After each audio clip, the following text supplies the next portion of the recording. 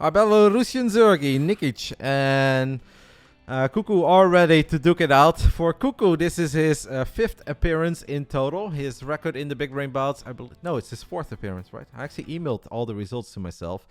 I know that our Belarusian man is making his debut tonight. This is the very first time he plays. CuKu has played 3 times before, 2 times very early on the Friday night when not everybody was aware yet of the Big Brain Bouts. He lost 3-1 against Mixu, he lost 3-0 against Yumi, but a couple weeks ago he had a very strong showing and he got a 3-0 victory over Maples. And he obviously had a strong showing in the WTO qualifier as well, and that's why I wanted to reward him with another appearance.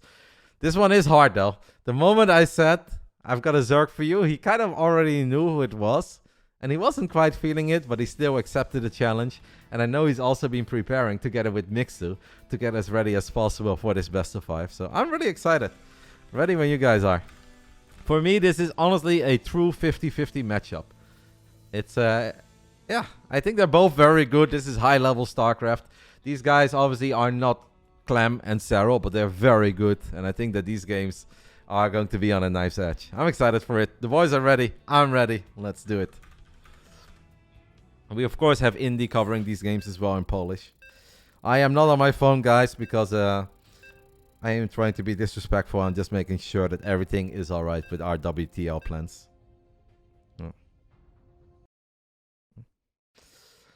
It seems that the boys have decided.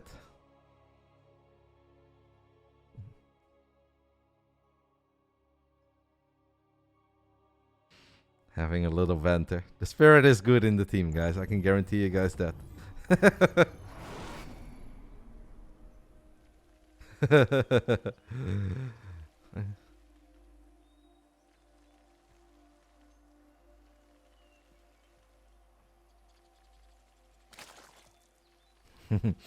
Alrighty, let's go ahead and hop into this best of 5. A TVZ. After this, we've got another TVZ. And then we've got a very exciting main event PVT, which is a rematch. But I will explain later why it is going to be a rematch. Let's go ahead and hop on into this one. Let's get it on. Round 1. Fight! In the bottom left side, we are looking at the main base of our Belarusian Zergi that's making his debut on the Friday night here at the Big Brain Bouts number 22. This man has been grinding. He's active on the ladder. He's active in every single little online tournament that he can enter. And I'm really curious to see how he's going to match up with CuKu in this best of 5. This is Nikich. And I hope that I'm pronouncing the nickname correctly, but nobody has ever done it otherwise. In the top right side of Ancient, we are looking at the main base of our Romanian Terran. Had a rough start on the Big Brain Bouts, but very difficult opponents, Mixu and Yumi. But a couple of weeks ago, he looked great against Maples. He looked great on Monday in the WTO qualifier against Maples too. Let's see how sexy that TVZ is. Our Romanian Terran player, CuKu. Previous series, Game 5 was won by Volts. Game 5 was won by Volts on the European server as well. 4 out of 5 games were played on the European server, but the American Zergi Volts got the job done. He wins the $60, and we'll probably see him again on one of these Friday nights, because seems like a nice guy, and I just I love inviting nice guys that are very passionate, right? Not people that play once in a blue moon. I like seeing these grinders get rewarded and have a chance to win some money on the Friday night. USA indeed, mate. Later tonight you can cheer for Canada. Technically a bit of America as well for Kalazur, but Kalazur honestly does not belong to a single country. That man is just a citizen of the world. That was for the previous series, 04. That's why he was cheering. Hello, Coco. And hello, Elmer. Yo, thank you for the 19 months. If it's Friday night, I am always doing great. So far here in Game 1, guys, nothing too crazy. Just very standard macro-oriented openings. 3 hatcheries on the side of our Zerg. CuKu playing double CC for now. But if I know my CuKu, he's going to drop that 3rd CC. Because we like to tease him and say that he all-ins a lot. But lately he really has been a macro beast. And he draws First Blood. First blood. Ah, that's great. Reaper micro. And that's such a feel-good moment to kick off a best of 5. One that I know that he's pretty nervous about. But yeah, to see that you can get the best of your opponent in the early game with the Reaper, that's actually a very lovely moment for every Terran. CuKu has already seen the 3rd base. The man from Belarus has not seen the third base yet of CuKu, but he will probably assume that it's there, and he might take a little sneak peek again with the Overlord. Roddy, I have big news for you. The birds are gone. You mean the birds of Smokey, our F1 player? Those birds are not gone for me yet, mate. I still hear them. I think I have to secretly take that man his rights away from joining the Discord. Even though he seems nice, you know. It's just that the microphone is not great and those birds are so freaking loud. We try to make F1 very, well, open to everyone. And basically everyone is welcome to join the Discord too. Those nights have been fun. We'll see if there will be more Tweety birds in the future or not. But I don't think I can handle it. I gotta say everybody else was very nice about it too. So far we can see that it's all drones for our man from Belarus. He is honestly not spending any life on anything else other than the safety links he made in the beginning of the game. This is obviously kind of a skill check phase of the game, right? Where CuKu is hoping to get lucky, snipe a couple of active creep tumors. Maybe can land a great grenade on the queen, bounce the queen off creep. But you can't really bank on that kind of stuff, and I don't think CuKu is banking on that. Let's see if the Overlord guys didn't actually see everything. I still feel that Nikich should be able to put 2 and 2 together, right? These are 6K players. They don't need to see everything to know what's happening, but it's obviously always a little bit nicer to confirm it.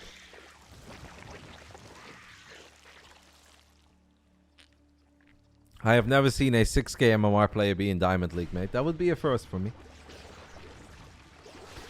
I would love to see the first Diamond player that has a perfect 5-minute game. Where basically nothing goes wrong, they're not floating any money.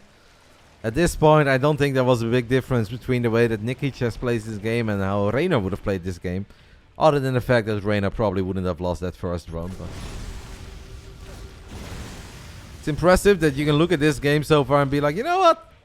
Diamond, guys. Diamond.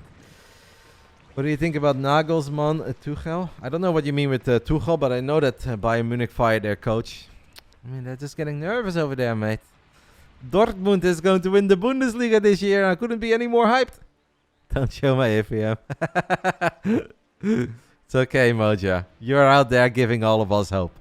Knowing that we don't need 400 APM to be 6K.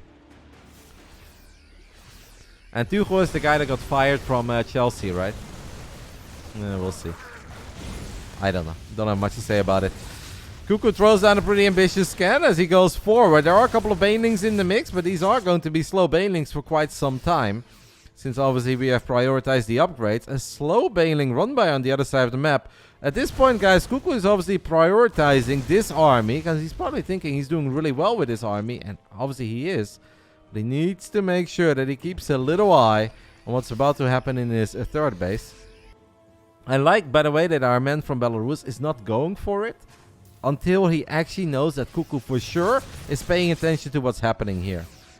He doesn't want to take that risk, and now he feels that this is the moment to go for it. But CuKu is sharp, CuKu is awake, he's paying attention, loses a couple of Marines, but that's a whole lot better than losing SCVs.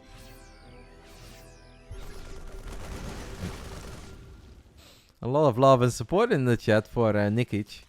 I'm not that familiar with him, but he's always been very friendly to me on the ladder. We've had a lot of good battles. For a while, he was always all-inning me, and I was like, okay, you have a lot of MMR, but you just seem to be kind of a one-trick pony. But lately, he's been the complete opposite. He stopped attacking me, and he's all-out macro. And he's actually been kind of outplaying me in most of those macro games. I'm like, okay, I see the potential.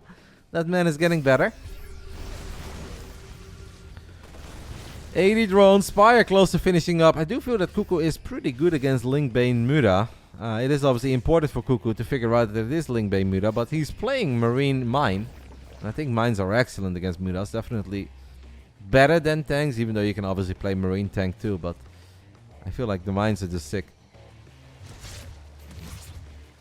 Especially once you just start sprinkling random mines around the map. Sprinkling, rather. Couple of banelings do connect. CuKu is forced to pick up these Marines, but reinforcements have arrived. That is 41 guys with a gun, and a couple of Widow Mines in the mix too. As CuKu is still keeping Nikich busy. I don't know why he just sent so many units to his main base to deal with that Reaper. Because now you're giving up a lot of momentum in the center of the map. The first fight between these two here is going to be very important. He cannot lose these queens, and he won't. 16 banelings, guys. 1-1 banelings with speed. How's the overseer count? 0. That's a problem. 0 overseers is a problem because these mines are permanently cloaked boys. So that means that they will fire and they will stay hidden. You need to get some overseers, amigo. At this point, I kind of like the game for CuKu. But obviously, there is a whole lot to play for here. Ooh, we gotta be careful with the Midas, and he is. Feyenoord will win in 2020. Oh, careful. As one Muda dies, second Muda dies. So that's now, right now, guys, already -3 Mutalisk. And not a single SCV has died on the other side of the map. These Mudas really have had no impact whatsoever. CuKu is playing a very clean game.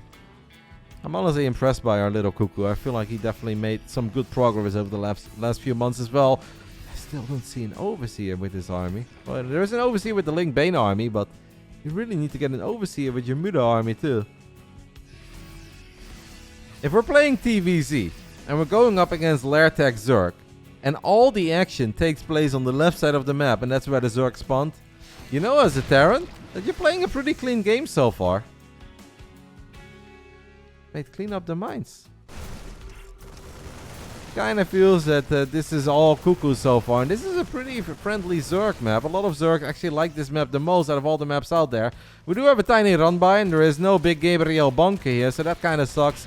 And for the first time, it seems that CuKu is going to have to go home to make sure that he doesn't lose too much against the Lings and Mudas. The Thor dies, a couple of Widowmines show up.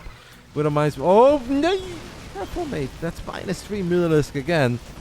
In the end, at least the sensor tower falls, but not the cleanest Muda movement so far. We have lost 10 Mutalisk and we haven't had a single proper real engagement or a real fight. Obviously getting a Thor is nice, but 10 Mudas is a problem. We cannot pretend that losing 10 Mudas is not a problem. As he now lost 12 Mudas. We are playing on the European server, by the way, guys, and this is something that often happens to Zergs if they start playing cross-server and it's a bit more difficult, you know, to get in and out of range of a Widowmine and properly one-shot it with the Mudas. I will always think back of several doors still wide open, but this time around plenty of Marines are left behind to defend that little Ling run-by.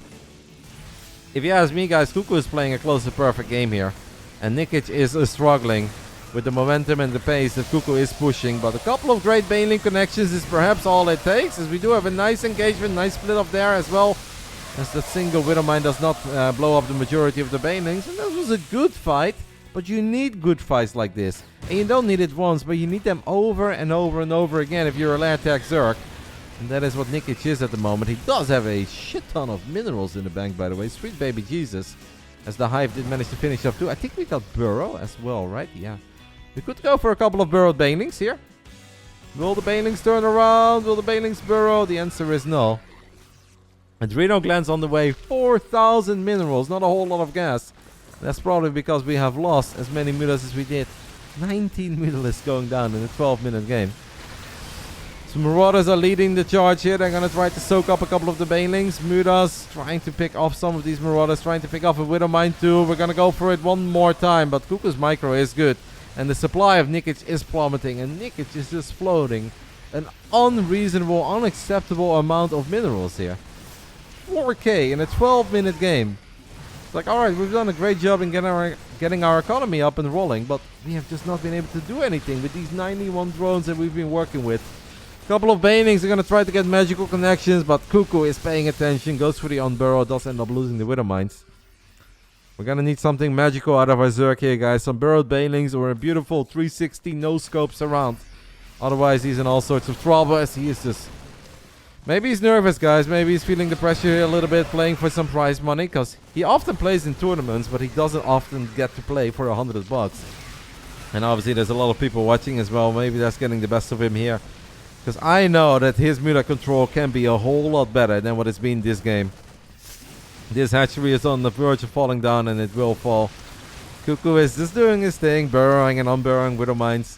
Units lost resource tap, an 8k difference between these two. 8k, that's a lot for a 13-minute game.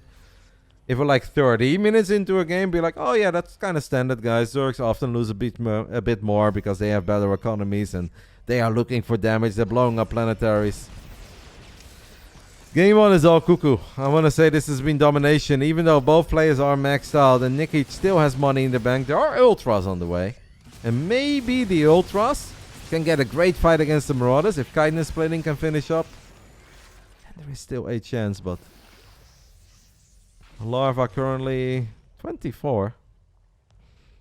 We have a couple of links. CuKu's life would have been so much easier, by the way, if he has a single bunker here with 2 or 3 Marines inside of it. I feel like his life would have been a bit easier. I love the use of Burrow here. It's not on Banelings, but still nice. It's now the moment that CuKu will think of moving out. We can unburrow the links and we can just do it all over again.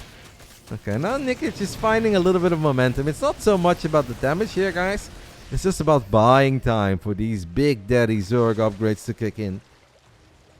Yeah, obviously, Mutaling Bane, not the most terrifying thing in the world. A bunch of Ultras with Kindness Plating and +3 armor. Yeah, that becomes a little bit more terrifying if we don't have any Ghost out. Okay, we're battling. These two guys clearly quite evenly matched as well, as it was all CuKu for a while, but now Nikich is finding some steam and momentum. Gets the planetary, gets 13 SCVs, and actually still has the majority of the units around. The bank is just... Start burrowing a couple Banelings, mate. I find it fascinating that these are the least impressive Mutalisk I've seen in a very long time. He has lost 26, but our Zerg is still completely in this game, make no mistake. He is still in the game. It almost feels like he's using the Mutas like they're Phoenixes, and it's like, they're just for map control. Just to make sure that I don't get dropped all over the place and I can easily clean up drops if my opponent would be going for that, but... These Mutas have just been really unlucky. We have a run by once more into the third. There is still no big Gabriel bunker. CuKu is also active in the top left side, guys, with a nice double drop. I think that's a few too many Marines to engage for Mutalisk, by the way. Because these Marines have +3, so we definitely need to get a couple of Links and Banes in the mix. CuKu wants the hatch, gets the hatch. At the same time, does take a lot of damage. In his own third phase, even loses a Ghost here against Zerglings. You don't want to see that. Big old Terran army in the bottom side of the map. 19 Banelings in the mix. Nikich's Mutas are on the top side, so it's actually -2 bases in the end for our Zerg. No burrowed Banelings over the place, unfortunately. Mutas can maybe fight the Marines if they indeed get unloaded one by one. Goes for one of the medevacs immediately. Finally, guys, a victory for the Mutas. Sweet baby Jesus, we've been waiting for this.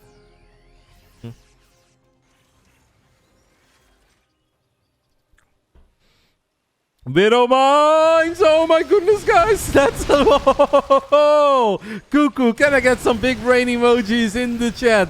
As CuKu knew that that was going to happen, and the Widow Mines completely obliterate the already so unfortunate Mutas. Now burrow a couple Banelings. Nice scan by CuKu, actually. CuKu is like, no, Roddy, he's not gonna burrow any Banelings because I'm gonna be all over that. 38 Mutas have fallen. The same amount of Mutas have gone down as Banelings. Like, that's just such a bizarre statistic. Yet, Nikich is completely in it, because he does have Ultras, he does have Banelings, and he still has a good old piggy bank. Yeah, the Ghosts are a problem for the Ultras, and we all know that. Medevacs are starting to run out of energy, though, guys, so CuKu needs to be a little bit more chill on the stims here. These Medevacs have been working overtime. A lot of minerals, not a lot of gas. And at this point, not too much larva either. After we lost the hatchery in the top left side, we lost the hatchery in the bottom side. Oh, how the hell does he have this many Mutas again? Where do they come from? Where on earth does this man get his Mutas from? As the Mutas do get deliberated, CuKu is still pushing in the bottom side of the map. This army is honestly a bit overstimmed. Is this guy... Are we looking at some sort of a mod, guys, where Mutas cost 25 gas? What am I looking at? In an 18-minute game, the man has lost 42 Mutalisk and he's still flying around with 16 of them, while also having Hive Tech. This planetary is not quite done yet, so these links with 3-3 upgrades and Adrenal Glands will get all over this base. Oh no, the friendly fire Widow Mines, as everything is suddenly starting to fall apart for CuKu, as it just feels that Nikich has a never-ending string of money coming in. And now even the Widow Mines are starting to turn on the Terran army. We've seen it all in this game, guys. We have seen it all. What's our ghost count? It's only 4. Yeah, that is a problem. Against the Zerg that has been this rich for the first time in a while, the bank is starting to get a bit smaller as he was forced to remax. Having only 4 ghosts against 8 ultras is a problem. And yeah, losing the liberators against the mutas in the top side or at the triangle base rather of CuKu, that's obviously painful too. What a first game between these two. These nerds are video gaming. I don't want to brag, guys, but I feel like my matchmaking is pretty good tonight. I know it's early, I probably shouldn't say that before it turns into 3-0, 3-0, 3-0, but I think Roddy's matchmaking so far tonight has been on point. Overseer count at the moment back to 0, yeah. 12 Widow Mines and 0 Overseers. It's scripted. Link's getting obliterated by these Widow Mines that will not fall because there is no Overseer in the mix. If Nikich would just build 1 Overseer for every 6 mutas he built, he would never have this problem. And this is probably the best map for Zerg in the current map pool. And look at the minimap, by the way. I'm suddenly like, holy smokes, this base is so far forward. I've played a lot of games on Ancient, but suddenly it feels that this base is right next to the base of CuKu. There's a rumor that Roddy is humble as well. Roddy likes to joke about being cocky, but I'm actually a very humble man. I'm a hard-working, simple man. Muda's finding a little bit of success here as they find a few stray marauders, SCVs, long distance mining too. At the same time, Nikich thought about sending it in the bottom right side, but he decided against it because I guess he saw a lot of Terran units. 119 army supply against 128. Widow Mine doesn't get a good shot off there. Overseer could get picked off. It had so many Marines, but the Ultras are a problem for this many Marines. CuKu snipe the Overseer. Oh no, he's gonna snipe the Ultra. With snipe, I didn't mean ghost snipe the Overseer, by the way, guys. I meant snipe it with the Marines because it was exposed. Ooh, these teams hurt. What's our medevac count? 7. I don't see them. Not a ghost dice, man. This Ultra has got here. Midas can probably take this fight, man, because with the bouncing glaive, I feel like all of these Marines are going to die. I don't see any medevac support. The guy with the gun is in trouble. Liberator splash damage will not come into play. CuKu has an army in the bottom side of the map without too much anti-air. It's a couple of Widow Mines. Careful with the friendly fire. As again, Marines get obliterated. But CuKu snipes this base for like the 5th time. 6 hatcheries have died. This game is a meme. Widow Mines getting some good shots of again, and on the Mutas, good shot on the Zerglings there as well. But there are Banelings in the mix, and the Banelings are a problem. That means CuKu cannot repair the planetary. This planetary will fall. 22 SCVs will fall. Yeah, and Nikich is like, hey man, I can do this all day. I'm pretty rich. What about you? And CuKu is like, well, I was rich once upon a time, but at the moment I am down to 75 minerals. Such a bizarre ZVT to me, guys. Such a bizarre ZVT. But that's often stuff that you see when two players are very evenly matched. They're gonna force out mistakes from one another. They're gonna make each other look silly. But in the end, it will be a close and competitive game. Nikich feels that he's got the army to end it, and he does. After 22 minutes on Ancient, Nikich gets the job done. Lost 51 mutas in the end, so lost most of them in the very beginning. Only 69 banelings. It's not even that many for a 22-minute game with this much trading. 430 Zerglings, just 3 queens and 6 hatcheries. I believe they call this a slobber knocker over an opening game. These guys are diamond. No, of course they're not diamond, mate. Both of these guys are above 6,000 MMR. And for the people who don't know MMR, that means that they are Grandmaster League. But I don't like calling them a Grandmaster League player, because that's honestly an insult. They are so much better than the bottom of Grandmaster League that it's not even remotely fair to just refer to them as, they are Grandmaster League guys. Like, we do them dirty by calling them Grandmaster League. Because they're like top 30, top 40 on the European ladder. That's not just Grandmaster League. That's way better. That's why I like to call them 6k MMR. How is Bulgaria doing, by the way, guys? I want to see. Is Bulgaria crushing? Oh no, they're losing to Montenegro. No! Bulgaria! Alright.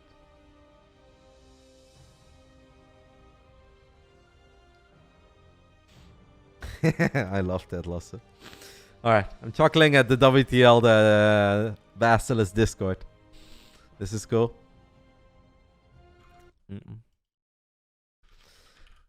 We need Stoichkov to come back for Bulgaria, guys. That's what we need. Alright. I'll run 2 minutes of ads because that was a long game, and I'm gonna do my best to not give you guys any ads in the middle of the games. Seems that both CuKu and Nikich are ready to continue immediately. We are a bit behind schedule. Now, I feel like today I'm not too worried about the schedule. I don't think anybody is in a rush. And I'm sure that we saw Moja already in the chat. He's aware of it. I think Namshar watches the Friday night games too. And Trigger, obviously, as a member of Basilisk, is never going to stress me out. Roddy, are you watching March Madness? No. I am a sports junkie, mate. I watch so much sports. But March Madness is just not something that's broadcasted here. Maybe at like one of the weird channels, ultra late at night, but it's not my time zone. And on top of that, basketball is just not really my sport. I know it can be exciting, don't get me wrong, I'm not hating on it, but it's not something that makes my heart beat any faster. Round 2, fight! In the top left side of Dragon Skills, we are looking at the main base of the man who, for me, really played a kind of strange CVT. It was passive Ling Bane Muda, very macro oriented, a severe lack of overseers. No matter the outcome of the game, we can absolutely say that. And pretty reckless Muda play, but he got the job done. That is, of course, all that matters. Making his debut on the Friday night, taking the 1-0 lead. This is Nikich. What sports do I like? Right now, in excitement, like ultra hype factor. Actually, for this year, it's football again. I'll be honest, guys. Football has been my, and obviously soccer for the people who are not sure. Football has been my main sport ever since growing up as a kid. I used to go to the stadium every single weekend, even went to a lot of the away games. At a certain moment, my passion for football started to die a little bit just because it was all about the money and the rich teams just kept on winning every single year. This year, it's different. I'm feeling ultra hype for Feyenoord and Dortmund. So I'd say football, MMA, and with MMA I mean mostly the UFC. I don't follow any other organizations. Then Formula 1, then American football, and then maybe like NBA and NHL kind of tied as fifth. But football, Formula 1, MMA, and yeah, those three are by far and away the sports I'm the biggest fanatic about. And then I would say the NFL, and after that, the other stuff come. Did you ever actually play? If you mean soccer, yes, mate. I played for 3 or 4 years. I've shared the story many times. I played at a local team called PSV Portugal, actually. I don't know if any of you guys know about this, but this is where I used to play when I was a little kid. Obviously not to be confused with the actual PSV. But I quit at one point because the TLDR is that they put me in a very crappy team. My teammates suck. It's not that I was messy, but I was actually way better than the guys I played with. But they punished me because my parents didn't want to help out on the local soccer club because my parents were busy. Anyway, bottom right side of Dragon Skills, we are looking at the main base of the man who was down 0-1, but he played well. This is CuKu, our Romanian Terran player. Oh yeah, I did forget to swap in the Battlecruiser, you're right. Shall we follow Indies? Alright. Let's do it, guys. Some improv as we have triple CC. It's just Reaper and we're just gonna macro up here. Let's swap out that carrier and get the Battlecruiser in there. Thank you. I suck. It's new.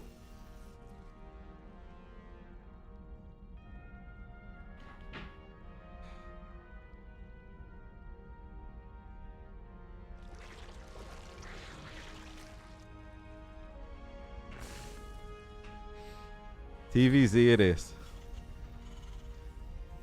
Completely forgot about that.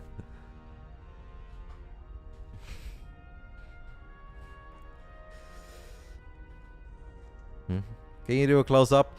If you guys really want to see all 3 statues closed up, I'll gladly show them to you guys once all the best of 5s are done. But since the games have been very long so far, I am not going to lift statues or take a break from the games. But after all the best of 5s are done, I'll gladly show them close to the camera.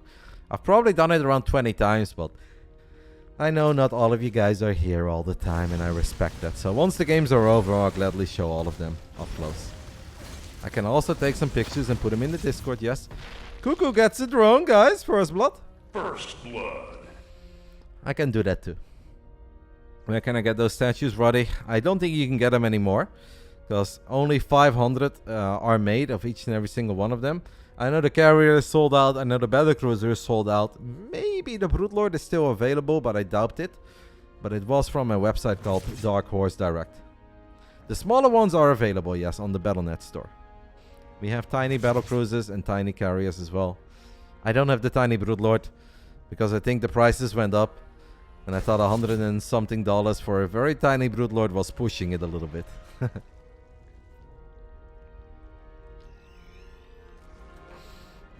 CuKu is once more playing Triple CC with a 2-1-1 opening.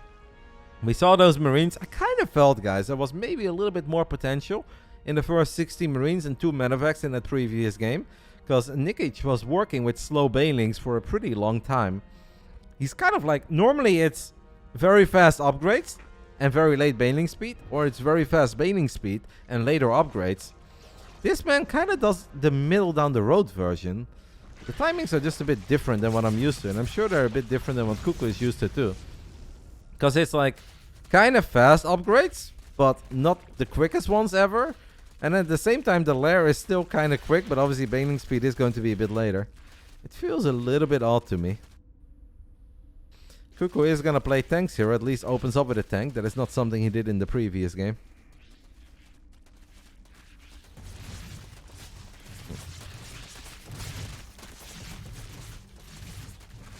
Other than the drone, nothing has died in this game. CuKu is gonna stim forward. He saw queens attacking a rock, and then obviously the dream scenario plays out in your mind immediately, where those queens will continue attacking the rocks, and your marines can get the job done. First queen falls, second queen falls. Banelings are late, and these are slow banelings as well. CuKu is unleashed here, and can CuKu already tie things up as he snipes every single baneling? Well, guys, a minute ago I said I felt there was a little more potential in the first 60 marines with stim. When I said a little more potential, I didn't think this much potential, to be completely fair, but I did feel that he was a bit cautious, a bit passive in that previous game, and there was an opening. CuKu says, you know what, Roddy? I'm not listening, but I know you're right. There was an opening. I can get a whole lot more done with these first 16 guys with stim. I think he also already made 4 Heli. In his previous game, he did make 6 Heli, and so it's a bit of a different build order. But yeah, a dream start here, guys, for CuKu. Last game I was feeling his start. This is a game over kind of start. 9 worker advantage, 3 base against 3 base, 1-1 upgrades, pretty much at identical moments. And CuKu really needs to just fall asleep at the keyboard to let this game slip away. That was good. Very decisive play by CuKu. He saw the queens and he's like, alright, can I get them? No. And then he saw the rest. He's like, you know what? I can stick around. I can keep on fighting here. And he was right. Snipes the banelings again there. A couple of lings is barely good enough for now. As we do have a few slow banelings, guys. This could be Nikich way back into this game if CuKu is not paying attention. And CuKu is not paying attention. That's minus 16 SCVs. Yeah, now CuKu gets the wake-up call. It's like, alright, mate. This game is almost over. You are winning. You should absolutely be winning. But we still gotta be careful. Because if this army now, guys, gets cleaned up, then CuKu actually loses all of his momentum. I don't think it will get cleaned up, though. I think there's too much micro potential in this army. I think too much Terran, not enough Zerg, but no misclicks are allowed here. And CuKu knows that. Very sexy baneling connections there by Nikich. I also love the way, guys, the way that he didn't detonate the banelings immediately by giving CuKu a heads up. He walked them in rather deeply, and then he started connecting with the SCVs. Where even if CuKu would be paying attention at that point, it would be too late. But as good as that baneling run by was, I am afraid it's not going to matter. The Terran army is big, the Terran army is powerful, and CuKu's micro has been on point with the Marines. This one tank, man. It's Brad Pitt in the middle of this tank. It's the best job he ever had. CuKu's sniping queens left, right, and center. Wants to get the baneling nest before baneling speed, and he does. Baneling speed 0.2 seconds away from finishing up, or whatever the hell it was. CuKu. What a game. CuKu is absolutely flying. He's absolutely cooking. The nice baneling speed with less than a second to go. Yeah, if that doesn't deserve a... Denied. Nothing ever will. No 2-2 upgrades yet on the way for our CuKu.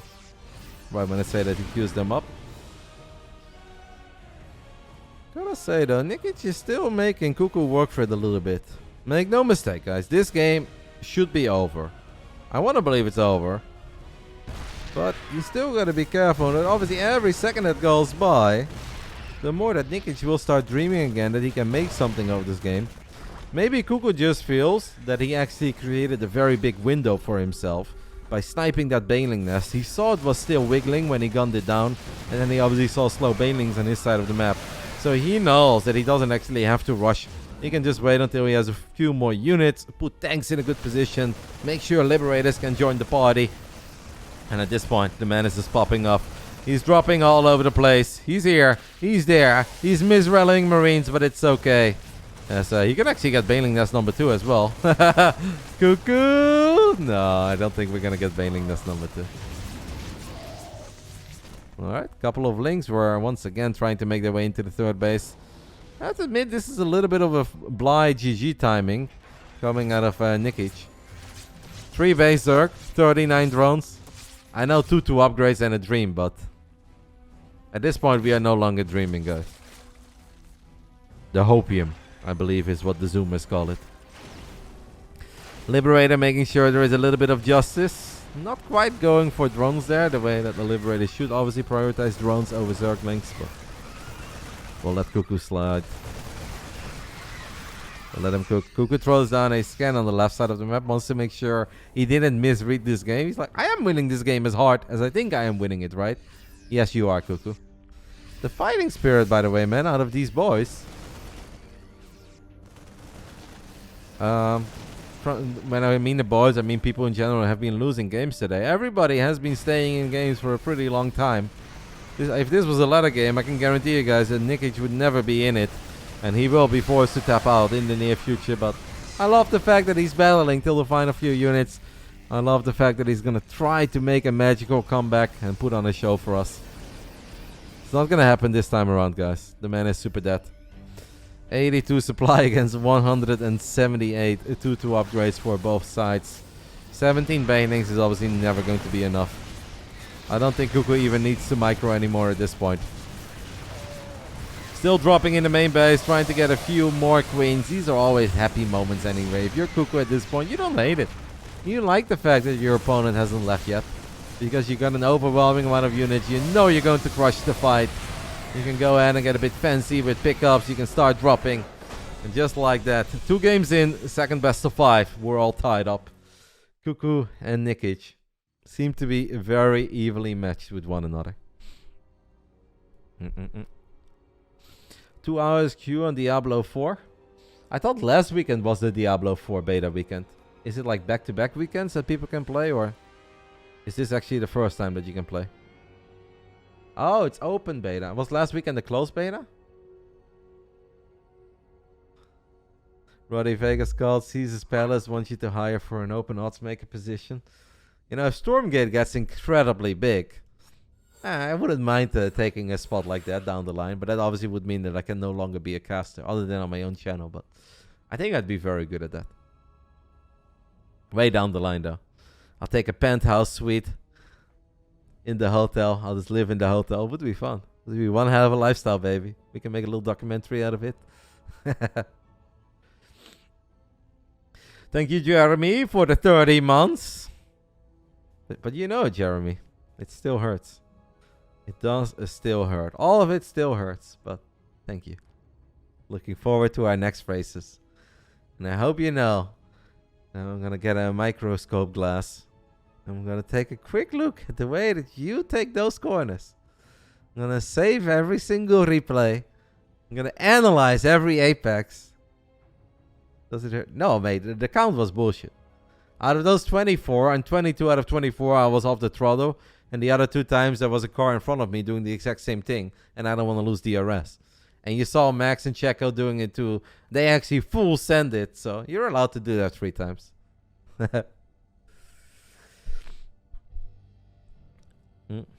According to Dark Horse, the Broodlord weight is 23.5 kilograms. Yeah, they're heavy. That sounds pretty accurate. CuKu says he needs a minute, guys, and that's okay by me. I understand that. Especially that first game, I think was very intense. The second game, I feel like he was flying and cooking. But we allowed the guys to take some breaks. Who did we have last week? Nihat. Yeah, Nihat, the Hungarian Terran. He needed a lot of breaks. Well, yeah. Apparently his shoulders were hurting.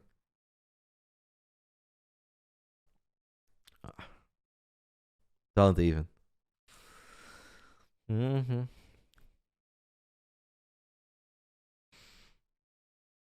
Alright.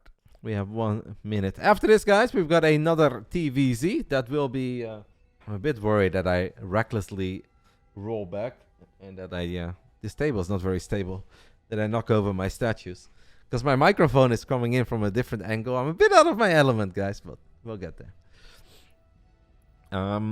Yeah, so we have Nemshar versus Moja up next. And after that, we've got our main event, which is a rematch. They've already played against each other once in the BASILISK Big Brain Bouts, but it was one hell of a series back then. I think it's going to be a good series tonight, too. After the games are done, Big Cheese. Well, I could have done it now, since CuKu said he wanted to take a break, but I will also ran some ads, just 1 minute, if CuKu is AFK, just to make sure we can disable them. And then there will always be a moment after I have a 25 kilogram statue here up on the camera for 30 seconds. Someone came back like, oh, sorry, didn't see it. Can you show me again? So we're going to do it up close. You guys can inspect every single detail once the games are done tonight. Once the best of 5 is done, we can inspect the statues.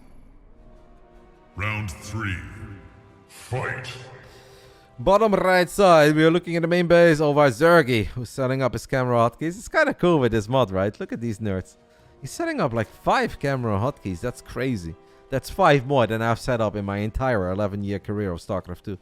This is the Belarusian Zerg, Nikich. I have exclamation mark carrier.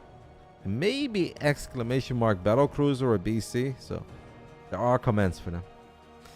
Top left side of Gress 1, we are looking at the main base of the man who saw an opening and he went for it in game 2. Full send, decisive. In TVP, we often talk about the CuKu. He just kind of showed us that every now and then you can go full CuKu in TVZ too. This is CuKu.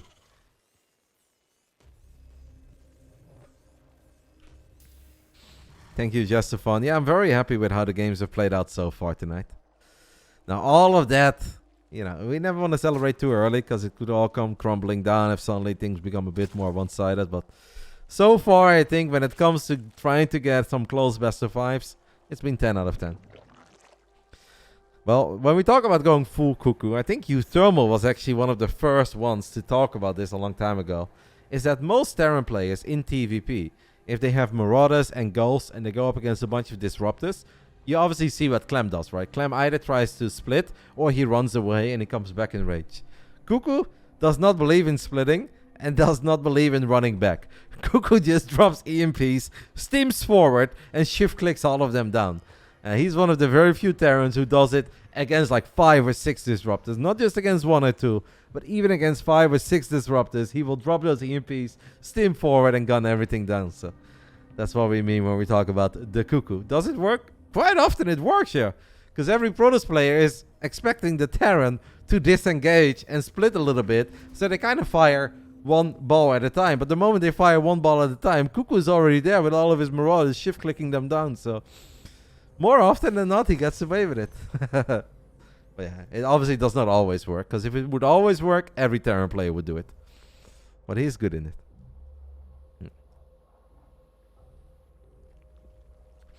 You know, analysis, SC2. I know that I am one of the very few guys in this day and age that plays without camera hotkeys. But there's actually a few more. Like, I'm definitely not the only one, but I can't really think of other players right now. But I know that I'm not the only high Grandmaster League player that plays without camera hotkeys. But to put things in perspective, when Stefano had his glory days in StarCraft 2, he won that IPL, he won NASL, he won that European DreamHack, all without camera hotkeys too, by the way. And I know you guys will think like, oh, that was pretty early in StarCraft. Yeah, it was. But for the first 5 or 6 years of Stefano's career, he also played without camera hotkeys. So it's a Zerg thing too, okay, mate? It's not just a Protoss thing.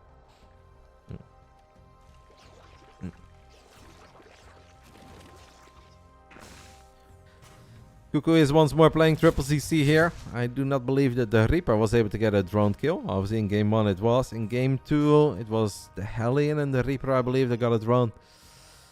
So far Nikich is having a very clean early game. And he's just doing what Zerg players are supposed to do. Saturate the mineral lines as quickly as possible. Don't mine too much gas early on, because you want to grow that economy. And you grow economies by mining a lot of minerals first. And later on you start saturating the gases. Nate doesn't use them either. I believe it. I do think I'm a little bit better than Nate at the moment, to be fair, but since you use camera hotkeys, you managed to move from bronze to silver. The thing is though, guys, we all use camera hotkeys, whether we actually use camera hotkeys or not. But obviously, you know where your units are. So if you double tap on your control group, you jump there. If you double tap on your gateways, you jump to the gateways, right? So you go home. If you know where your robo is and you double tap on the robo, you go there. So in a weird way, your production facilities are your camera hotkeys, or your battle units are your camera hotkeys. I just don't actually set them up the way that, you know, a lot of other people set up the whole F1, F2, F3, F4, F5 thing. But I do jump with keys on my keyboard, just not camera hotkeys. I use buildings or units. I'm just very efficient. It is a quicker bailing nest, guys. If you guys wonder what happened in game 2, well, this bailing nest will basically be able to tell you what happened in game 2. This time around, it's a bailing nest before the Evo chambers. And yeah, Nikich just wants to make sure that he gets access to bailing speed and he's got bailings out when he needs them the most. Because obviously last game, the 60 Marines stimming forward, sniping those morphing links that were trying to become bailings, was already the beginning of the end. The game went on for a little while and Nikich found a little bit of success here and there, but it is safe to say that the game got decided with the first 60 Marines stimming forward. And then Zerg is like, alright, fool me once, shame on you, but fool me twice. Can't get fooled again. That is an old saying, guys, in Tennessee or something like that. Kappa. That's a joke. People don't always get the joke, but it's a joke. Old Texas or Tennessee, but I know it's in Texas. Stim goes down, a couple of creep tumors get pushed back, but Nikich is immediately there with the queens to make sure that he can get the creep going. Goes back into the spire. Previous game we didn't get to see any mutas at all, but I don't know if that was actually the plan or not. He just died, right? Basically just died against the Marines. Game 1 is still such an odd game to me, I'm not going to lie. I rarely see a Zerg play Muta Ling Bane, not be able to get anything done on the other side of the map until like minute 15. Bleed out Mutalisk left, right, and center and still win. But yeah, he basically just played the most defensive Mutaling Bane of all time. This is nice for CuKu. 2 creep tumors for free. And he picks up a queen as well. Clean micro there. At this point, obviously, it's all about neither party making a mistake here. CuKu should not overcommit and do something silly. Nikich just wants to make sure that he gets Baneling speed. Last game it was denied. This time around it finishes up. And once he's got Baneling speed, he's allowed to dream. Is CuKu paying attention? He is, in the end. I actually really wonder if instead of the Lings leading the charge here, if Banelings were leading the charge. I don't think CuKu was paying attention, but the Lings kind of gave him the heads up there. It's just a completely different game, Squirrel Burrito. Like, it's obviously player preference, but almost every world-class Zerg player has at this point said that Muta Ling Bane shouldn't really work unless the Terran just makes a few too many mistakes. Hydras are just a bit better in the straight-up fight.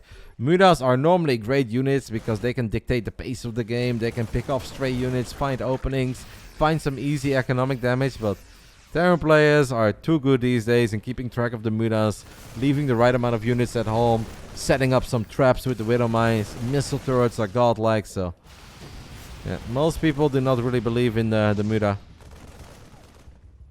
Yeah, it just seems to be a personal preference thing here from Nikich, who did not fire a +2 melee, by the way. I don't know if that's just a choice because he wants to use his gas elsewhere at the moment, but only has +2 carapace on the way. It is worth to keep an eye on. He's just a very passive Mutaling Bane player. He's on 85 drones, and he's trying to go up to 6 bases at the... No, 5 bases. 5 base is not even crazy much. We have a macro hedge going down in the main base too. Obviously, the mineral bank was very high in that first game. Man still does not believe in overseers. You would have think that he learned his lesson by now, right? And that bringing an overseer with the mutas is nice. I mean, that's only one muta going down so far. But basically what CuKu can do, guys, is just max out on Widowmine, Marine, couple Marauders, Thor, and 2 upgrades. And then you can start pushing. And it will be so damn difficult for a Belarusian Zerg to get great fights. Like, I don't even know how he's supposed to get great fights. Don't let it fire again, please. Okay. He got it. There's another one that did fire at a couple of links. But right now, guys, CuKu's army is so much better that Nikich needs a great engagement. He needs Banings as a flank. He needs Banings to get a 360 no-scope Mountain Dew surround. Or he needs CuKu to sleep. Yeah, that's actually a pretty good... Man, that's a very good start for a Belarusian Zerg. I believe he's morphing Banings on the top side too. These Banings could go for minerals. But I actually love to see him go for the army. He doesn't go for the army. We don't even need to blow up depots apparently. He will still blow up depots. CuKu did learn a little bit from the game on Ancient. And he did go for the big Gabriel bunker. At the same time, these armies getting close to each other. A couple of Lings and Banes leading the charge. Wow. How did all these Banelings survive? Nikich honestly dodging a bullet there. At the same time, CuKu is dropping in the main base, though. It's only an 8 Marine drop, but look at that Marine positioning. Ho, ho, ho, ho. Yeah, mate. Okay, Nikich is not paying attention to the main army again, guys. But that means that he's not going to clean up those Marines. Because these Marines were very well protected. Now it's 1 muta, and now it's finally all the mutas. And it will be enough Zerg. Terran army still here. Very low HP Terran army, though. CuKu needs to be careful. Mate, these games between these two. I predicted on a knife's edge, and I think that's safe to say. It really is a razor thin in skill between these two, and in the execution as well so far. Like, if this was Clem against Raynor, I'd be like, okay, I really like this game for Clem. I don't know if CuKu is as clean with the Widow Mines as Clem is, or as clean with the Marine Micro as Clem is. So there's obviously a lot of potential in the Zerg army too. And Ultralisk Kevin already on the way, needs to be so careful. These mutas are deep into enemy territory. But they found a safe way out. It's Dunkirk, but instead of boats, we fly. Woohoo! Wasn't all that scary in the end, guys. Yeah, Nikich is like, cool. That could have been scary. That Terran army was definitely better than the Zerg army. Especially on the edge of creep. He survived. He's gonna... I was gonna say fly into some Widow Mines, but he actually picks them off because he's got an Overseer in the mix. We'll still end up losing a Muta R2. That's a lot of guys with a gun. 63 of them in total. 27 Banelings out, 15 Banelings morphing. It will come down to the engagement once more. I gotta say, earlier the Zerg Micro was pretty. This time I kind of feel like he's just praying and sending it, and that didn't really work out at all. He loses like 40 supply and got a couple of Marauders, a few Marines, but that's about it. That was not a great fight. CuKu is gonna once more pick up 8 Marines and send them to the bottom side of the map. Those 8 Marines were excellent earlier. We are a little bit on the clock though, guys, because the Ultras were a real game changer in game 1. And Ultras are on the way once more. Ghost count is low, non-existent. Mutas, oh, Widow Mines! Widow Mines! He actually sends one Muta forward. I don't know if that was on purpose or not. The other one fires too. This is a lot of damage. CuKu still pushing. Nikich not quite engaging. Now engaging with a couple of the Lings and Banes. 2 upgrades for both sides. And Reno Glenn's about to kick in. Mutalisk still just attacking on the other side of the map. And CuKu not sure how much he is able to commit here. Yeah, the Banelings is still there. And there's that little bit of creep to work with. Well, a little bit of creep goes a very long way for the Zergies if they're trying to buy time. And actually the Mutas is very casually. In the end, they get the planetary fortress. CuKu and his 8 Marines were not able to do that much. 4 drones, I believe. And a bit of damage on the hatchery, which is nice. Now we can unload these Marines into the main base. This does kind of open the map, right? For maybe the Terran forces to find some success elsewhere. We're gonna need some ghosts here though, guys. Because +3 armor is done. Kindness plating is done. Speed upgrade is on the way. Nikich scares me often with the mutas, but to be fair, most of the time I make it more dramatic than what it is. He's like, Roddy, just because you wouldn't be paying attention doesn't mean that I'm not paying attention. Yeah, I mean, it's starting to look better and better for Nikich. He's got 4k minerals in the bank. Obviously close to maxing out, so that's okay. He's trying to get a sexy engagement here. Can the Banelings make their way through and connect with the Marines? Oh, CuKu! Liquid clan. CuKu stands his ground and he fights and he snipes every single Baneling pretty much before they could connect with the Marines. Sure, a couple of Marauders went down in the process, but that was inches away from disaster. Because if all of those Marines die there, then I think it just snowballs with the Mutas and the Ultras there. CuKu is not afraid to take a stance. Everybody, everybody. Doesn't mean that he's winning the game though, guys. Still gonna have to work very hard for it, and I still see no goals. Yeah, no goals is not that bad if it's like 1 Ultra, 2 Ultra, but we're gonna get more and more. I would kind of love to see an Infestor here, guys. Am I weird for like kind of wishing for an Infestor? There are no goals. We're working with a lot of Lings, a lot of Banelings. CuKu knows about these Banelings. Can he snipe them? Yes. I don't think this PF dies, by the way. That's a good save, man. That was pretty expensive. I know that the Belarusian Zerg is rich, as he's now deep into the natural of CuKu, finding a lot of SCVs with the Mutas. Obviously found some with the Banelings too. I don't know if CuKu can transition, guys. I do not know if CuKu can transition. Nikich plays very weird CVT. But it works. Like, I don't think CuKu is playing bad or anything, but Nikich is just making it very hard for CuKu to get those final moves in, and then slowly but steady keeps on transitioning. Has another run by right now at the third base. I think it's just Lynx, and a couple of SCVs may die, but let's take a look at these Ultras, man. Marauder's getting some good shots off. Widowmines also helping to soften up the Ultras a little bit. I don't know. Well, maybe with some very good micro, a couple of Banelings do really help out softening up these Marauders. Nikich feels that this Zerg army is powerful enough. Off creep, I'm not too certain. CuKu getting a pretty good fight there, guys. A lot of the Ultras is kind of blocking each other. Are these Widowmine drops, by the way? Yes, it is. Imagine if he sends them back, but he's paying attention.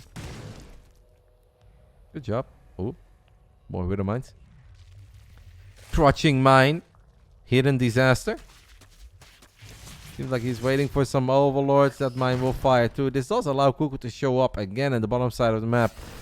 CuKu is on 39 SCVs, guys. He's not rebuilding any SCVs. He's not down to build Ghost. CuKu wants to get the job done with Marines, Marauders, and Widowmines. And hey, the Ultra count is actually kind of low as he finds a few more.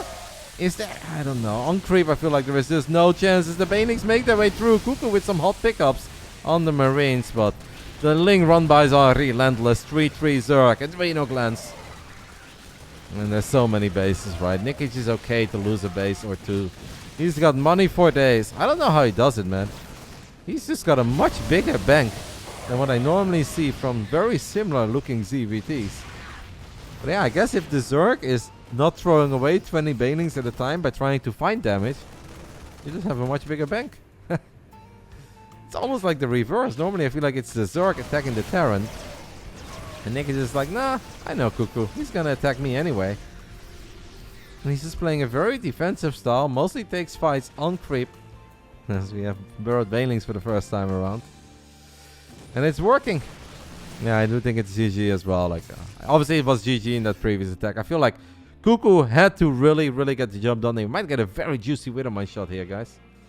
We might get a very... Oh, come on, give it to us. Give it to us. So sad. Come on, mate. You've got 87 rounds. You could have given us a nice explosion.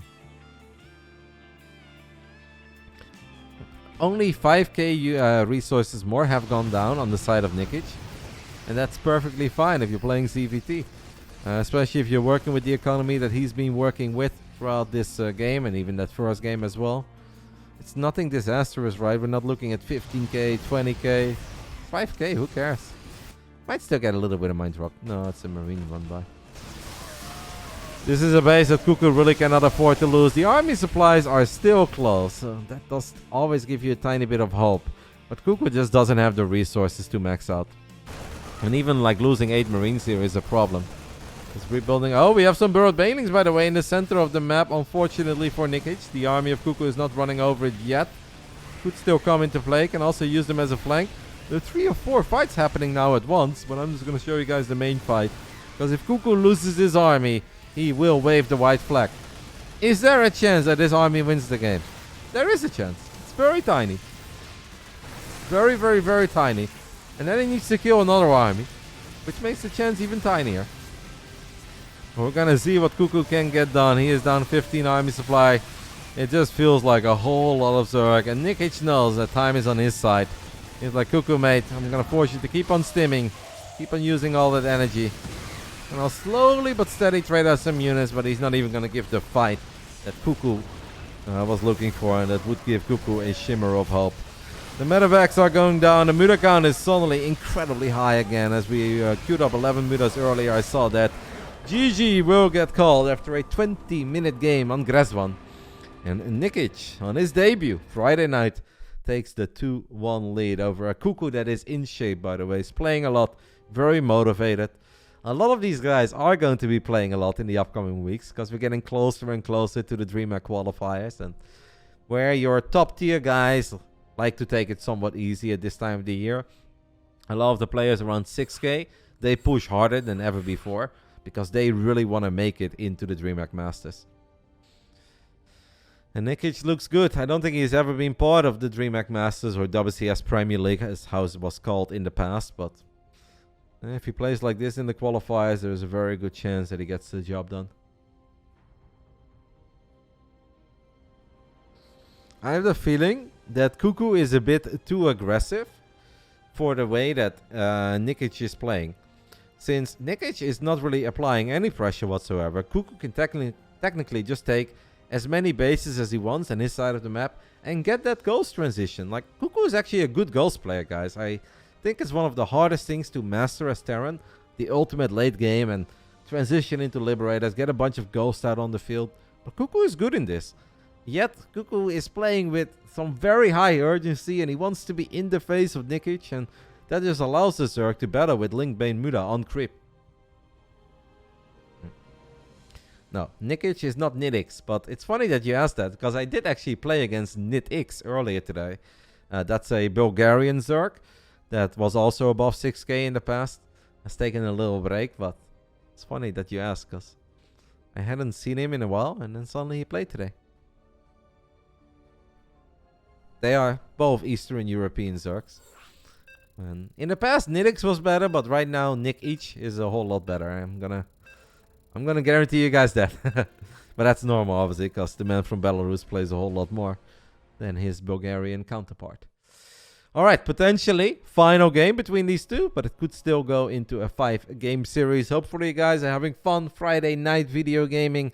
We've been live for 5 hours. The games have been good so far, and hopefully they will stay good. Royal Blood will be our next battleground. Round 4. Fight. Here we go. One map away from walking away with $80 for his debut on the Big Brain Bouts. Second series of the night means $100 in total. 80 for the winner, 20 for the loser. This is the man who's taking a 2-1 lead. Playing strange ZVT, but it's fun, it's entertaining, and it works. It's Nikich. I took a very long break before we started the Big Brain Bouts Helm's Deep State, because I had to give Molten a call and make sure that the audio was well set up. Actually, I need to increase the game sounds a little bit again. I know, that was off. I can't really reach my Go XLR at the moment because everything is a bit of a mess, but my setup is a work in progress. So I had a 25-minute PVT, and then I had like 10-11 minutes left, and I was like, nah, I'm not going to do it, because I had to set up quite a few things before we got started at 6. So technically I won my last game before casting tonight, and it was a banger. I got completely outplayed, but I won with carriers and aim move. Top right side, guys. We're looking at the main base of the man who needs a little bit of love and support. It's our Romanian Terran player, down 1-2. It's CuKu.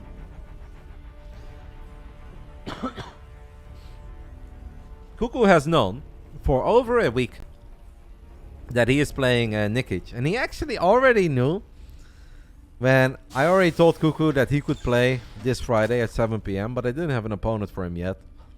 And at one point I said, alright, I think I have someone for you, and it's a Zerg. And he's like, no. I was like, it's gonna be a Zerg, mate, I'm sorry. You can't just be beating up on Protoss players every Friday. And then I was like, all right, go ahead and guess. He's like, I don't want to guess. I already know it. I was like, you don't know it. And he's like, I know it. It's Nikich, isn't it? And I was like, yeah, it is. And later that night, I actually saw him in the Team Roddy Discord in a call together with Mixu. And they were already preparing. So a week ago, CuKu was already getting ready to play some high-level TVZs for this Friday. Kiddo really cares, really wants to get the W here. As I often say, guys, if you're a top-tier player in StarCraft 2, plenty of prize money to be won, and you're going to be fine. But a lot of these guys, they're good, but it's just so hard for 6k guys to win prize money. So the Big Brain Bouts is not just meant for the top-tier guys and not just meant to give you guys the best possible StarCraft every single Friday. It's an opportunity for these guys to win some money where normally it's so damn difficult. And that's why a lot of them take it very serious.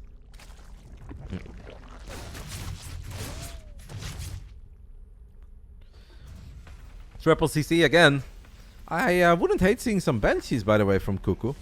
I know that the Zergy has been playing Spire very often, but there is still a real window for Banshees and Hellions to find some damage.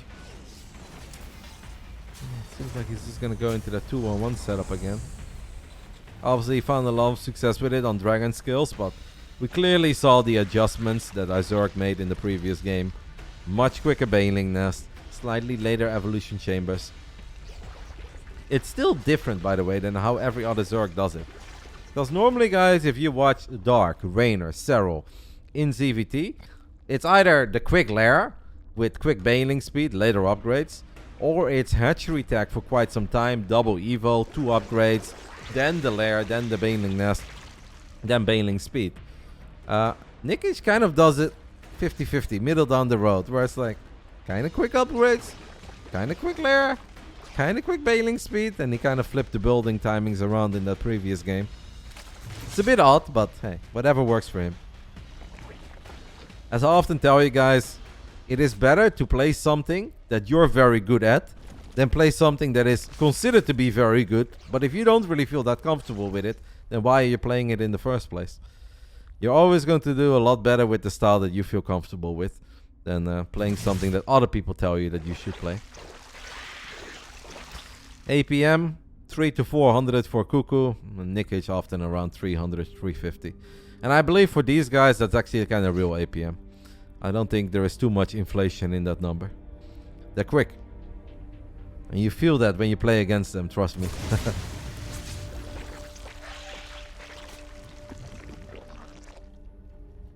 What is the favorite Grubby quote? Because then Grubby got that from me. I mean, Grubby got a lot of things from me, let's just be real. He already copied me in Orc vs. Orc. That Dutchman. What is it with Dutch people and that lack of creativity, guys? Unbelievable. I'm joking. I don't know what Grubby says, but feel free to let me know. So it is a quick Baneling Nest, then 2 Evo Chambers, and then the lair. And going up to 4 bases. It does really feel that there is, again, a real opportunity for CuKu to get some real damage done with the first 60 Marines. Because even if these Banelings are done, like, he's not going to have many Banelings. And they are obviously going to be slow Banelings for quite some time. And then on top of that, the Lings and the Lings and Banes won't have any melee or carapace upgrades. It's really odd how Nikich does it, guys. Like, I'm just a bit thrown off by it. But as I said before, if it works for him, it works for me.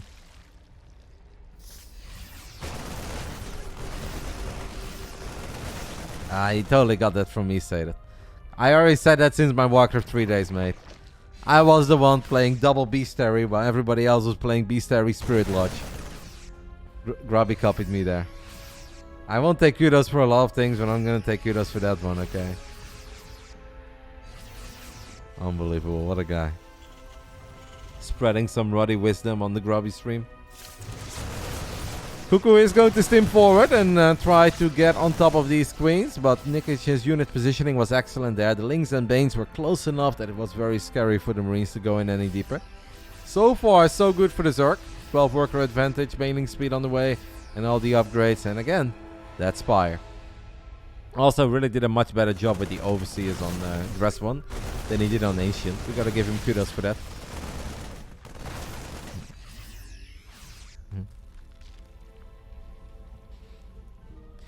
It's hard for CuKu to harass a Zerg that's playing pretty quick Spire. CuKu is definitely a player that loves to multitask and loves to split up his army and drop all over the place. But it's just very difficult for CuKu. As we have a couple of slow banelings once more wiggling their... No, actually they didn't blow up on the depots. It was a tank. The safety tank keeping CuKu safe.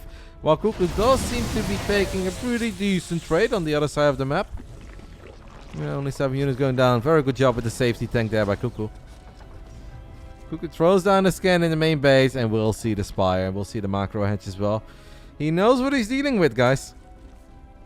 Baneling speed is now done. 1-1 upgrades are done for both sides. As the Muta count is at 0 at the moment, but 9 Mutas are on the way. This Terran army is better. Especially off-trip, the Terran army is better. Nikich is not quite away out of this move out, guys. This is the first time that he sees his big old Terran army show up. And is he just gonna go for it before the tanks will see job? The answer is no. He's gonna take his time. But it actually means that both bases here, guys, are in a bit of trouble. Now we go for it. A couple of links. Oh, the Muta's taking a very questionable fight there. I think that's -3 or -4 Mutas. And CuKu ain't done yet. The tanks got a couple of very good shots up on the banelings. There are more banelings coming in right now. And will our Zerg get the connections that he's looking for? CuKu's micro. So clean, man. Honestly, very, very clean. Liquid clam. And these Mutas are just not able to get the damage done on the tanks that they were looking for. A single tank went down and 6 Mutalisks went down. I've never seen anybody be able to lose so many Mutas and still be so competitive in these games. With only a single medevac here, this is a bit of a problem for CuKu. As reinforcements have arrived on a perfect moment, the guy with the gun shows up. That was a... Reinforcements have arrived. Moment if I've ever seen one. Great save on the tank, great save on the Marines. And now CuKu can just continue applying pressure. Well, actually very well done. With the side blocker there as well, where it's like, surprise! Lings and Banes in range of a tank there. A couple of Widow Mines in the mix too. Dwelling Claws more than halfway done. Nikich is struggling this game, man. He really is struggling. CuKu getting a bit nervous, guys. A double sensor tower. I don't know if he's doing that to piss me off. But 2 sensor towers right next to each other on the minimap. Looks a bit derpy. I'm sure that he's gonna chuckle and he's gonna be like, Uncle Ruddy loves that. Uncle Ruddy doesn't love that. The medevacs are coming. We have 5 medevacs right now. That's actually a decent amount.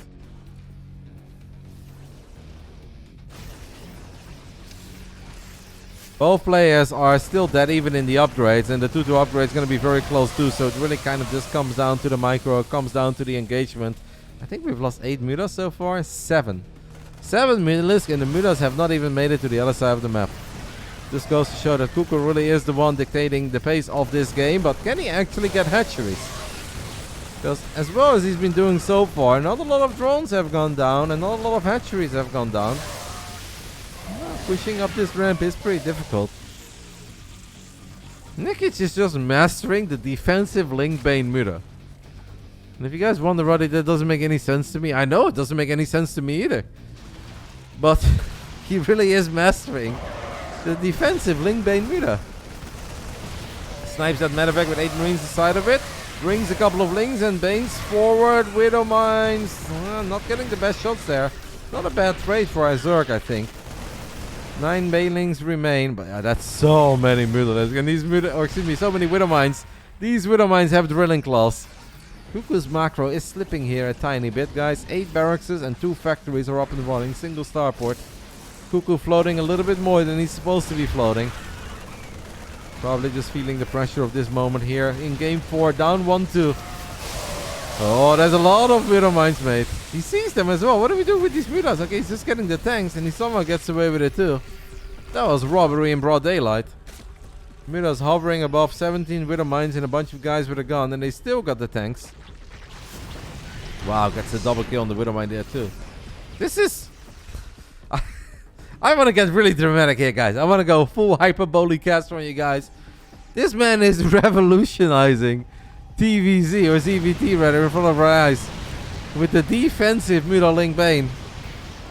It just doesn't make it to the other side of the map until minute 12 and he gets away with it. People have tried this before in the past and it's not supposed to work, because if a Terran player just gets all the bases that they want to get 3-3 by a Widowmine Thor Ghost, this style is supposed to suck. And then Nikich is supposed to take terrible fight after terrible fight. Yeah, he's not. He's actually doing a good job. He's keeping these hatcheries alive. Sure, they're taking a bit of a beating, but they are surviving. And then he slowly but steady makes it up to Hive, drops the Ultralisk Cavern, gets Adrenal Glands, gets away with all of it. And I can't even say that CuKu didn't try to be aggressive in this game, because he really did try, man. I feel like he was in the face of Nikich. He was applying a lot of pressure in the bottom side of the map. He's applying pressure in the center. But things are not able to snowball out of control. 112 armies fly against 112. Before Ultras, before 3-3, I should still believe in the Terran army here. CuKu probably also knows that he's on the clock a little bit, because he does not want to see Gresswan repeated all over again. Yo, thank you so much, TI Dragonfly. Ja, yo, lange tijd niet gezien, jongen. Thank you, I appreciate it very much. We have a couple of Lings and Banes blowing up the planetary. Top side of the map, so it's a base for a base, guys, an eye for an eye. CuKu now applying some pressure on this 6 o'clock base. Our Zerg not done yet. Lings and Banes trying to make their way maybe into the natural. Muda settling for a command center. We have Lings and Banes floating with Muda Marauder in the bottom side of the map. Like, it's just all over the place, man. These games are very chaotic. There are multiple fights breaking out as we speak. The Muda count 21. Obviously 21 Mutalisk on top of Terran production is a problem. This army is a bit overstimmed, but 0 Banelings, guys. CuKu is just going for the juggling here. He says, alright, he sniped the Baneling nest. There are 0 Banelings on the map and he sniped the Baneling nest. The Mudas are also killing everything else. Maybe the Mudas can make their way home. This army is overstimmed. First few Ultras are out, but the Ultras do not have Guidance Plating yet. I honestly don't know who this is good for. I'll be that honest. I mean, CuKu's economy is in shambles, but Nikich's economy is in shambles. It really comes down, I think, to the Widowmine hits and Big Daddy Thor. Big Daddy Thor takes a lot of friendly fire. And now I actually think CuKu is in all sorts of trouble as the Ultralisk pops. And 80 supply of Terran gets obliterated inside of Medevacs. Oh. Got multiple bases. Felt like he had a cool little setup there with the Widowmines and the Thor, but these Ultras popping at the same time as the Mudas showing up. Ay. That's pain, guys. That is pain for our man CuKu. 73 army supply against 107. He didn't get the Hive, right? He didn't get the Hive, and even if he did, doesn't matter. Ultralisk Cavern is done. Spire was still safe. Yeah. It's gonna take a little Terran miracle. This is the start. Oh my god, that's so many Ultras. That is so many Ultras. CuKu sees them, and he's had enough immediately. GG gets called. A series that did not go to distance, but honestly, I think a very fun best of 5, and very well done by our Belarusian Zergi and Nikich. He made his debut. First time that he plays on the Friday night. Gets the job done against a CuKu that's in shape. He wins 3-1 with some very fun games. I really enjoyed it. I need a break after that one. Moja, you're already in the right channel, guys. Thank you so much to Basilisk for gifting us 10 more subs for our second best of 5 of the night. Yeah, I do really need to take a tiny break. It was a fun series. Is Nemshar here, guys? Is Nemshar here? I don't see him. The last time we played it was on NA. I was a GM Zerg, Firefly, and you were just getting GM. It's been like 8 years.